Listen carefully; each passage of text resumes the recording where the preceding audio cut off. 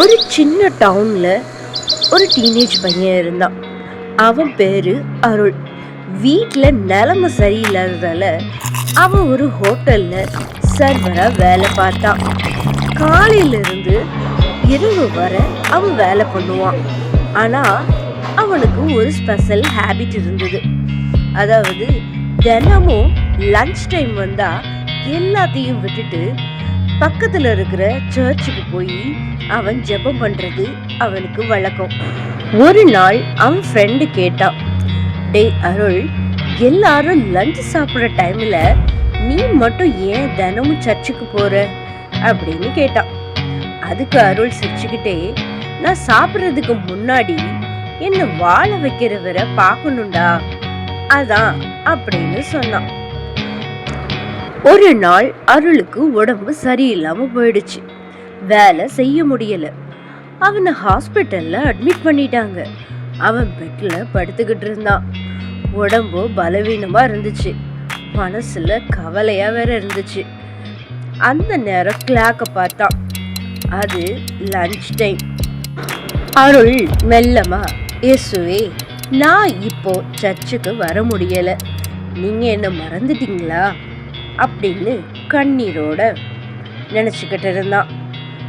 அந்த நேரம் ஒரு நம்ப முடியாத விஷயம் நடந்துச்சு. ஹாஸ்பிட்டல் ரூம் டோர் மெதுவா ஓபன் ஆச்சு. அருள் என்னமோ ஏதோன்னு பயந்துகிட்டே பார்த்தான். ஒரு லைட், ஒரு அமைதி. ஒருத்தர் உள்ள வந்தாரு. அது யார் தெரியுமா? இயேசு. ஆமாங்க, இயேசுவே தான். அவன் தினமும் சர்ச்சுக்கு போய் பார்த்துட்டு வர்ற இயேசுவே தான் அவனை பார்க்கறதுக்காக வந்திருந்தாரு. அருள் ஆச்சரியப்பட்டான்.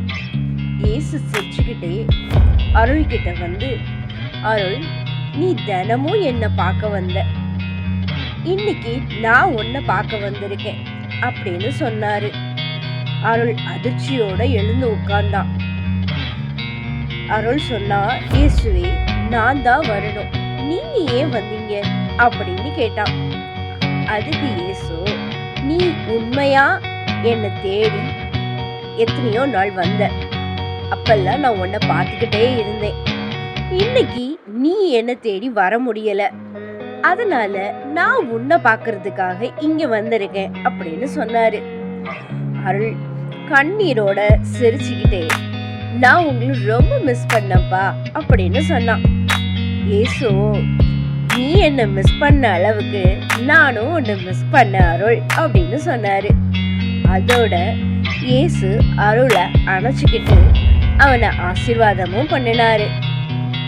அதுக்கப்புறம் அருளுக்கு உடம்பு சரியாயிடுச்சு. அருள் மறுபடியும் வேலைக்கும் போக ஆரம்பிச்சிட்டான். ஆனா இந்த இன்சிடென்ட்ல இருந்து அருள் ஒரு விஷயம் புரிஞ்சுக்கிட்டான். நம்ம ஆண்டவரை எந்த அளவுக்கு தேடுறோமோ அதை விட அதிகமா அவர் நம்மளை தேடுவாரு அப்படின்னு அவன் புரிஞ்சுக்கிட்டான். ஆமா ஃப்ரெண்ட்ஸ், நம்மளும் டெய்லி அவருக்காக பர்டிகுலரா ஒரு டைம்ல உட்காந்து ஜெபிக்கிறோம் அப்படின்னா அந்த டைமுக்கு ஆண்டவரும் நம்மளுக்கு எதிர்பார்த்துக்கிட்டே இருப்பாரு. ஸோ நீங்களும் அதே மாதிரி அருள் மாதிரியே ஆண்டவரோட நெருங்கின ஒரு உறவை ஏற்படுத்திக்கிட்டீங்கன்னா ஆண்டவர் உங்களை அதிகமாக நேசிக்கிறாருங்கிறதையும் புரிஞ்சுப்பீங்க. ஸோ ஜெபம் பண்ணுங்க, எப்பவுமே ஆண்டவரோட நெருக்கமா இருங்க. இந்த வீடியோ உங்களுக்கு பிடிச்சிருந்தா லைக் பண்ணுங்க, சப்ஸ்கிரைப் பண்ணுங்க, ஷேர் பண்ணுங்க.